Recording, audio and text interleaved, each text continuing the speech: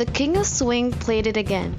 Band leader of the swing era Benny Goodman and his lovely old clarinet performed last night at the Carnegie Hall at Midtown Manhattan, showcasing his thrilling instrumental Swing Swing Swing with a Swing, which was inducted into the Grammy Hall of Fame. Here's his hit song, Swing Swing Swing with a Swing by Goodman.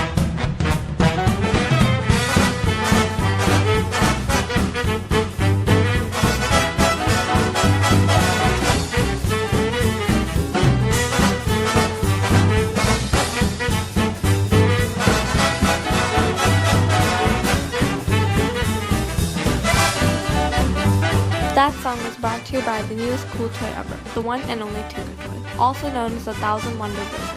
You can get your kid one today for only 60 cents.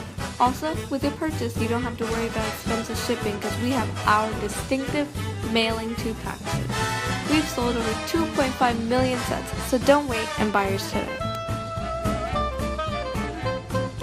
Just in, a brand new form of shopping. Buy now, pay later. Installment buying, the best thing since sliced bread. Buy anything you need and pay it off later. Need a car? Installment buy it. New TV? There's a payment plan for that. Installment buying. No money, no problem.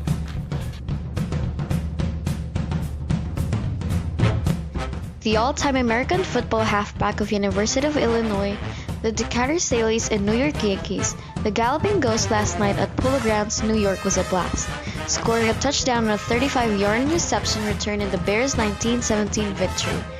Tonight, we will showcase Red Grange at the third meeting of the National Conference rivalry between Decatur Staleys and Green Bay Packers, but the NFL begins with the hopes of pushing the trophy next week.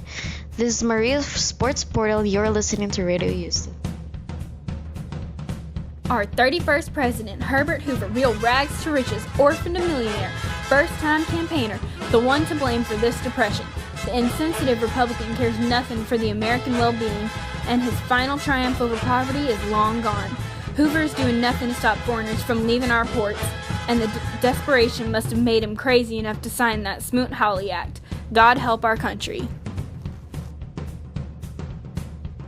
After John Thomas Scopes agrees to challenge the law passed in Tennessee that bans the teaching of evolution, he argues that it is a violation of academic freedom, but the jury does not see eye to him and rule him guilty. But after 9 minutes, they rescind that verdict and choose to fine him $1,000, which prosecutor William Jennings Bryan and the ACLU offered to pay for him. But in other news, we look towards Marcus Garvey, who has just been deported to Jamaica after President Coolidge freed him from prison. Garvey was jailed for possible mail fraud indicated by the Justice Department. He was also responsible for the Negro World newspaper, Universal Negro Improvement Association, an international shipping company called Black Star Line, and the Negro Factories Corporation.